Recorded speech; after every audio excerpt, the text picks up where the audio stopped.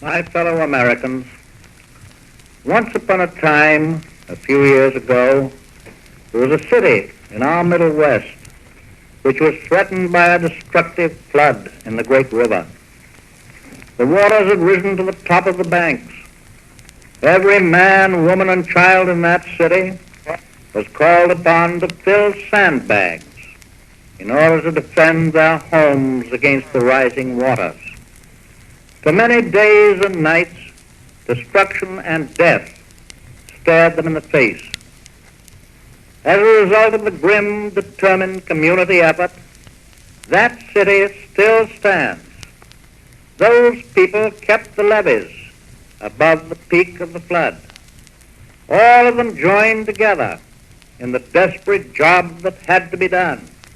Businessmen, workers, farmers and doctors and preachers, people of all races. To me, that town is a living symbol of what community cooperation can accomplish. Today, in the same kind of community effort, only very much larger, the United Nations and their peoples have kept the levees of civilization high enough to prevent the floods of aggression and barbarism and wholesale murder from engulfing us all. The flood has been raging for 4 years.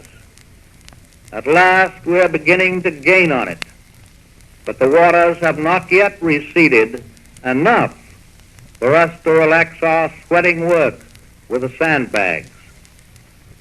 In this war bond campaign, we are filling bags and placing them against the flood, bags which are essential if we are to stand off the ugly torrent which is still trying to sweep us all away.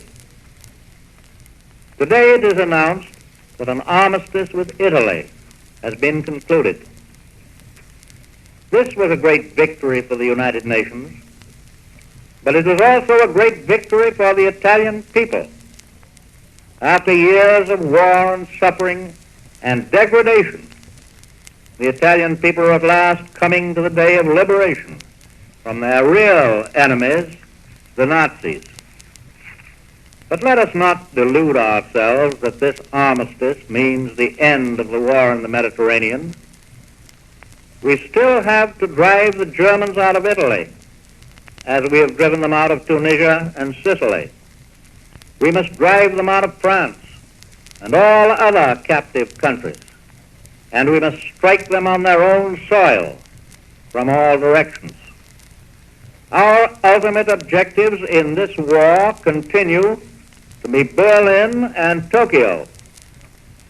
I ask you to bear these objectives constantly in mind, and do not forget that we still have a long way to go before we attain them.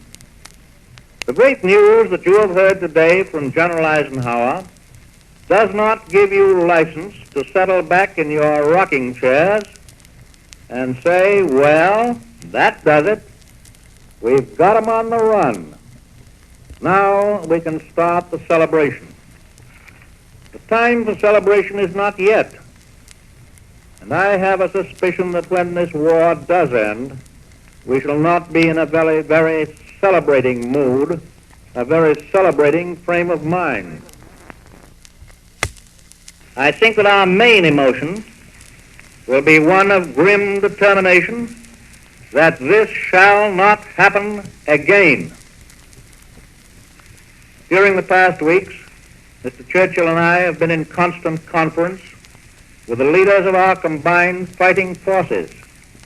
We have been in constant communication with our fighting allies, Russian and Chinese, who are prosecuting the war with relentless determination and with conspicuous success on far distant fronts. And Mr. Churchill and I are here together in Washington at this crucial moment. We have seen the satisfactory fulfillment of plans that were made in Casablanca last January and here in Washington last May. And lately, we have made new, well-considered plans for the future. But throughout these conferences, we have never lost sight of the fact that this war will become bigger and tougher rather than easier during the long months that are to come. This war does not and must not stop for one single instant. Your fighting men know that. Those of them who are moving forward through jungles against lurking Japs, those who are landing at this moment in barges moving through the dawn up the strange enemy coasts, those who are diving their bombers down on the target at rooftop level at this moment, every one of these men knows that this war is a full-time job and that it will continue to be that until total victory is won. And by the same token, every responsible leader in all the United Nations knows that the fighting goes on 24 hours a day, 7 days a week, and that any day lost may have to be paid for in terms of months added to the duration of the war. Every campaign, every single operation in all the campaigns that we plan and carry through must be figured in terms of staggering material costs. We cannot afford to be niggardly with any of our resources, for we shall need all of them to do the job that we have put our shoulder to.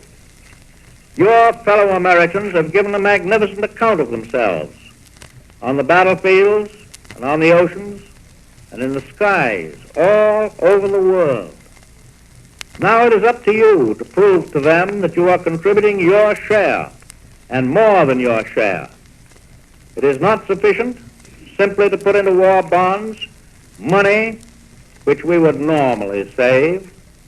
We must put into war bonds money which we would not normally save. Only then have we done everything that good conscience demands. So it is up to you, the Americans in the American homes, the very homes which our sons and daughters are working and fighting and dying to preserve. I know I speak for every man and woman throughout the Americas when I say that we Americans will not be satisfied to send our troops into the fire of the enemy with equipment inferior in any way, nor will we be satisfied to send our troops with equipment only equal to that of the enemy. We are determined to provide our troops with overpowering superiority of quantity and quality.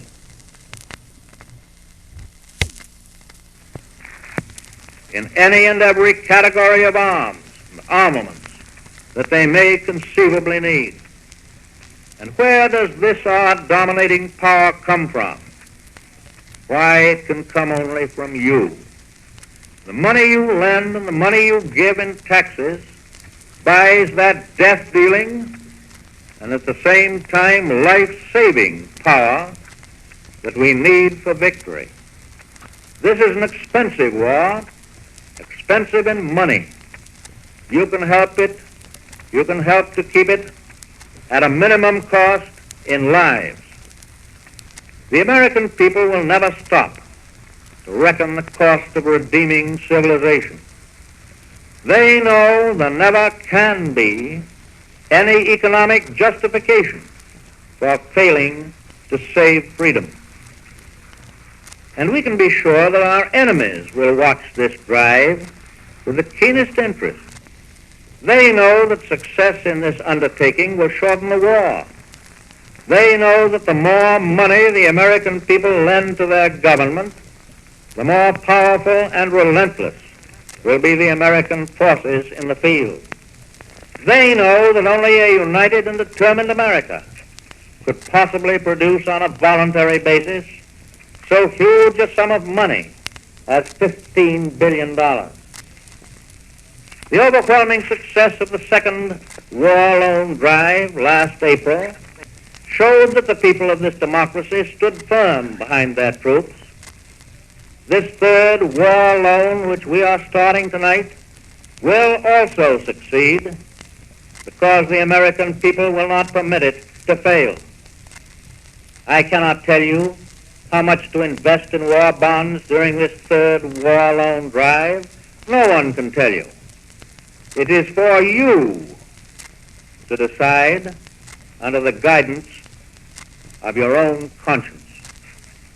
I will say this, however, because the nation's needs are greater than ever before, our sacrifices too must be greater than they have ever been before. Nobody knows when total victory will come, but we do know that the harder we fight now, the more might and power we direct at the enemy now, the shorter the war will be and the smaller the sum total of sacrifice. Success of the third war loan will be the symbol that America does not propose to rest on its arms, that we know the tough, bitter job ahead and will not stop until we have finished it. Now, it is your turn. Every dollar that you invest in the third war loan is your personal message of defiance to our common enemies, to the ruthless savages of Germany and Japan. And it is your personal message of faith and good cheer to our allies and to all the men at the front. God bless them.